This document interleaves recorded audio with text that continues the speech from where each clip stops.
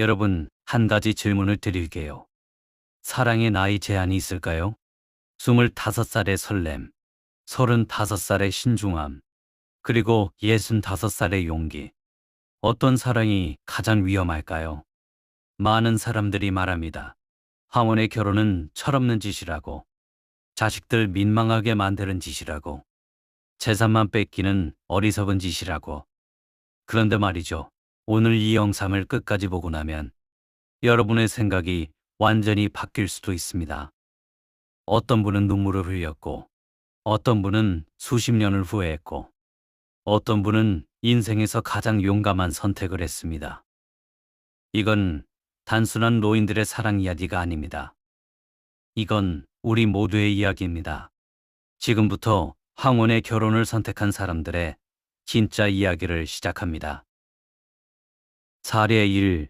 68세 박순자 씨의 이야기. 딸이 울면서 말렸지만 나는 웨딩드레스를 입었습니다. 경북 구미에 사는 박순자 씨.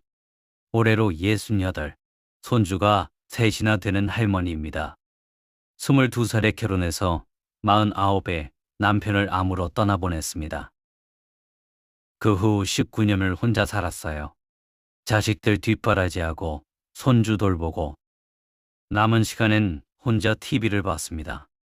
그러다 동네 복지관 탁구 모임에서 71살의 이재복 씨를 만났습니다. 처음엔 그냥 탁구 파트너였어요. 같이 밥 먹고 같이 공원 걷고 어느 날은 비가 와서 그의 우산 안으로 들어갔는데 순자 씨 말로는 그 순간 19년 만에 처음으로 따뜻했다고 합니다. 6개월 후 이재복 씨가 프로포즈를 했습니다.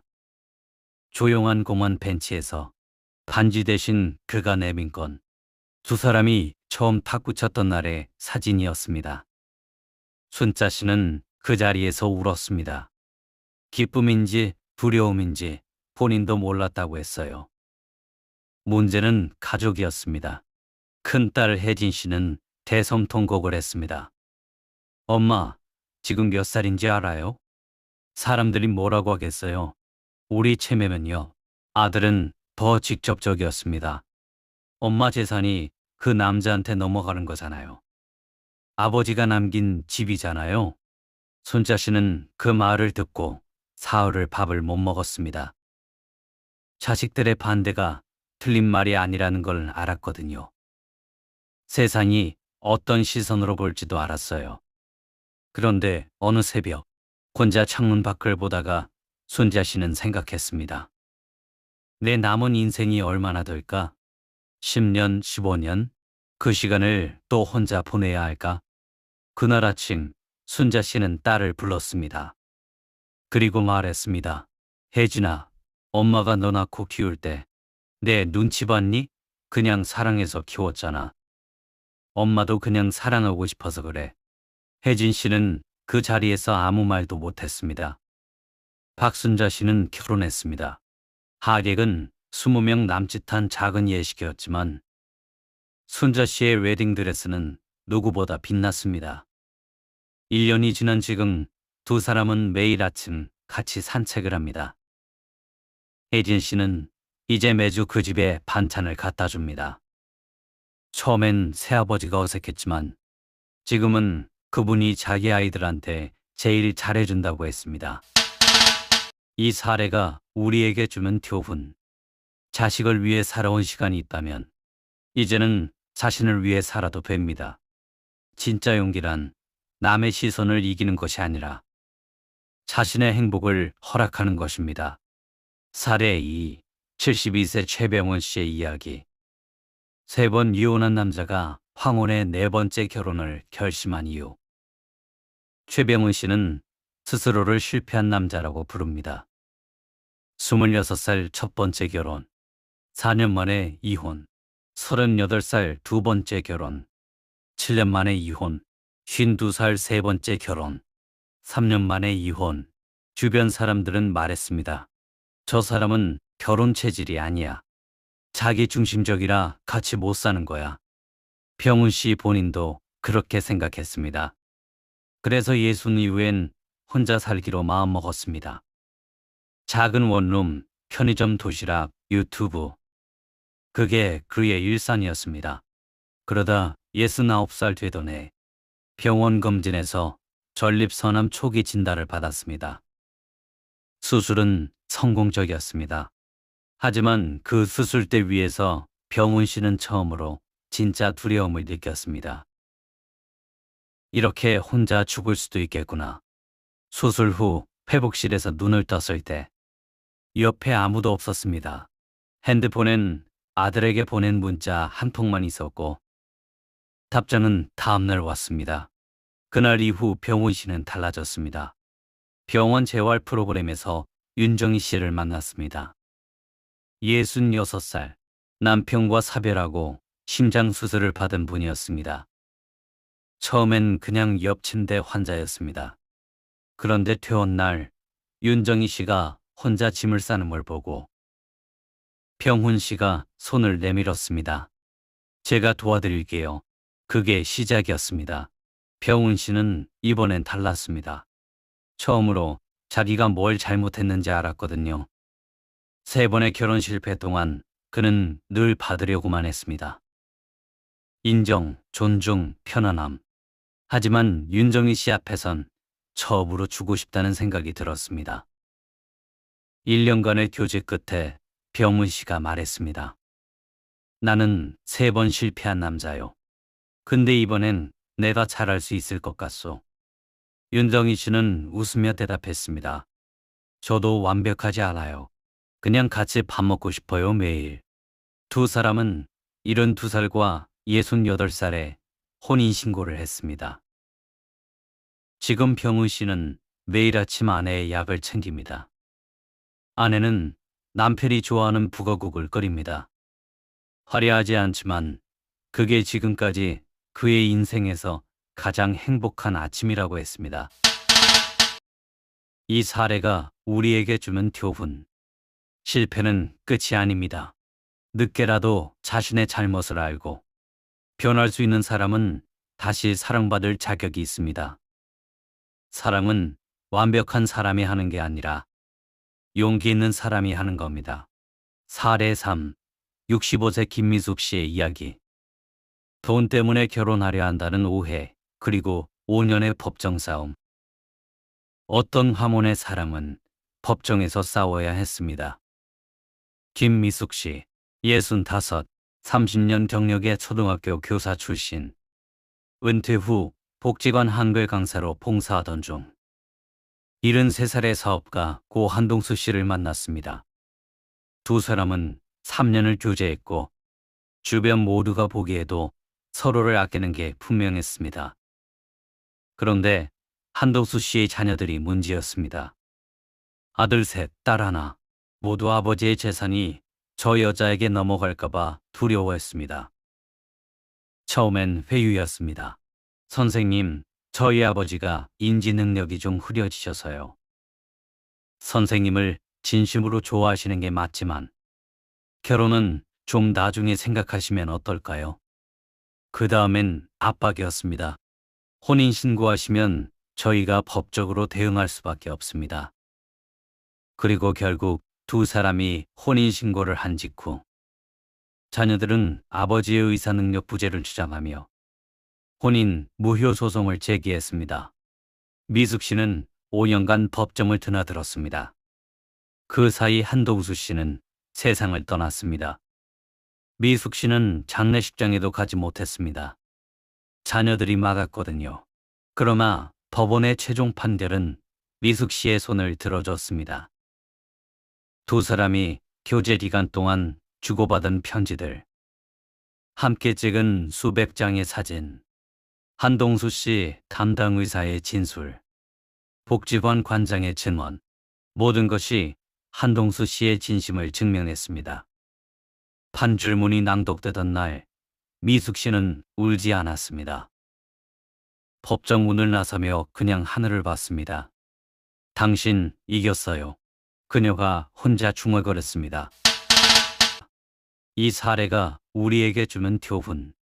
사람은 때로 증명해야 할 때가 있습니다. 그것이 억울하고 비참해도 진심은 결국 이깁니다.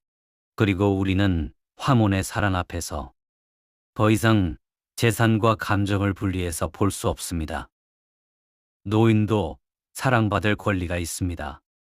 사례사 70세 정태식 씨의 이야기. 아내를 잃고 치매가 왔습니다. 그런데 그 시설에서 사랑이 생겼습니다. 정태식 씨는 68배 아내를 잃었습니다. 40년을 함께 산 아내였습니다. 슬픔이 너무 깊었던 걸까요? 1년 후 태식 씨는 가벼운 치매 진단을 받았습니다. 혼자 두기엔 위험하다는 판단에 자녀들이 요양원에 모셨습니다. 태식 씨는 처음엔 거부했습니다. 나 아직 멀쩡해. 여기 들어오면 사람 늙는다. 하지만 결국 들어갔습니다. 요양원 프로그램 중에 원예 치료가 있었습니다. 화분에 흙 담고 씨앗 심고 물 주는 시간. 거기서 옆에 앉은 분이 오정순 씨. 66, 남편과 사별하고 당뇨 합병증으로 입소한 분이었습니다. 처음엔 그냥 프로그램 짝꿍이었습니다. 그런데 태식 씨는 매일 아침 일어나면 정순 씨 화분에 물을 줬습니다. 정순 씨가 까먹을까봐. 정순 씨는 매 식사 때 태식 씨 반찬을 벌어줬습니다. 태식 씨가 짜게 먹으면 안 된다는 걸 알았거든요. 요양원 원장이 어느 날 두 사람을 불렀습니다. 두 분이 서로 많이 의지하시는 것 같아요. 혹시 가족분들께 말씀드릴까요? 그 말에 태식 씨가 대답했습니다. 가족한테 말하면 또 말리겠지요. 맞았습니다. 자녀들은 처음에 강하게 반대했습니다. 아버지, 여기가 어딘지 아세요? 요양원에서 사랑이 뭡니까? 하지만 태식 씨의 주치의가 말했습니다. 정태식 환자 정순 씨 만난 후로 인지기능검사 점수가 올랐습니다. 밥도 잘 드시고 수면도 좋아졌어요. 이게 약보다 효과가 좋습니다. 자녀들은 결국 허락했습니다. 요양원 안에서 조용한 예식을 올렸습니다. 케이크 하나, 꽃 한 다발. 요양원 직원들이 박수를 쳤습니다. 지금 두 사람은 요양원 같은 방에 삽니다. 태식 씨 치매 증상은 눈에 띄게 줄었습니다.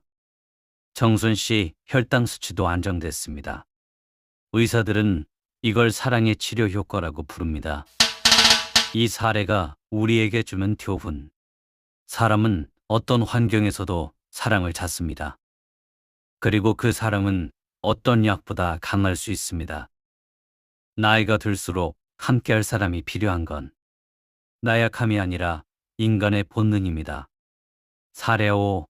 63세 이선희 씨의 이야기. 온라인에서 만난 67세 남자. 딸은 보이스피싱이라 했습니다. 디지털 시대, 황혼의 사랑도 온라인으로 시작됩니다. 이선희 씨, 63, 남편과 16년 전 이혼 후 혼자 두 아이를 키웠습니다. 딸 하나, 아들 하나. 두 아이 다 결혼시키고 나니 집이 너무 조용했습니다. 친구 권유로 시니어 커뮤니티 앱을 시작했습니다. 처음엔 맛집 정보 보려고. 그런데 거기서 67의 이건호 씨가 댓글을 달았습니다. 어머니, 거기 된장찌개가 진짜 맛있죠? 저도 가봤어요. 그게 시작이었습니다. 매일 댓글이 메시지가 됐고, 메시지가 전화가 됐고, 전화가 영상통화가 됐습니다. 서울 사는 선희 씨, 대전 사는 건호 씨. 2달간 한 번도 직접 못 만났는데 매일 2시간씩 통화했습니다. 선희 씨 딸이 알게 됐습니다. 엄마, 그 사람 얼굴은 봤어요? 사진은 진짜예요? 요즘 노인 상대 로맨스 스캠 많다고요. 딸은 건호 씨와 영상통화를 검증하겠다고 나섰습니다. 건호 씨는 흔쾌히 응했습니다. 어머니, 저 숨길 거 없습니다. 따님이 확인하고 싶으시면 언제든지요. 딸의 검증은 꽤 철저했습니다. 등본 확인, 전 직장 확인, 자녀 확인. 건호 씨는 모든 걸 투명하게 공개했습니다. 그리고 첫 만남, 대전에서 KTX 타고 올라온 건호 씨는 선희 씨 좋아하는 꽃 대신 선희 씨가 좋아한다던 귤을 한 봉지 들고 왔습니다. 선희 씨가 통화 중에 한 번 언급했던 걸 기억한 겁니다. 딸은 그날 저녁 엄마한테 전화했습니다. 엄마, 그 아저씨 나쁜 사람 아닌 것 같아. 두 사람은 1년 반 교제 후 결혼했습니다. 딸은 결혼식 날 내내 웃었습니다. 이 사례가 우리에게 주는 교훈. 조심하는 것은 낫습니다. 하지만 두려움이 모든 가능성을 차단해서는 안 됩니다. 진심인 사람은 검증을 두려워하지 않습니다. 그리고 사람은 나이가 들어도 디지털 세상에서도 여전히 시작될 수 있습니다. 오늘 5분의 이야기를 들으셨습니다. 어떠셨나요? 황혼의 결혼. 누군가에게는 철없는 짓, 누군가에게는 재산 문제, 누군가에게는 창피한 일. 하지만 오늘 이 이야기들이 말해주는 건 하나입니다. 사람은 죽는 날까지 사랑이 필요합니다. 그 사랑이 예순이든 일흔이든 요양원 아니든 온라인 커뮤니티든 상관없습니다. 우리가 진짜 물어야 할 질문은 이겁니다. 당신 곁에 내일 아침 밥을 같이 먹을 사람이 있습니까? 황혼의 사랑을 응원합니다. 그리고 혹시 지금 혼자인 당신도 아직 늦지 않았습니다. 이 영상이 마음에 닿으셨다면 구독과 좋아요 그리고 댓글로 여러분의 이야기를 나눠주세요.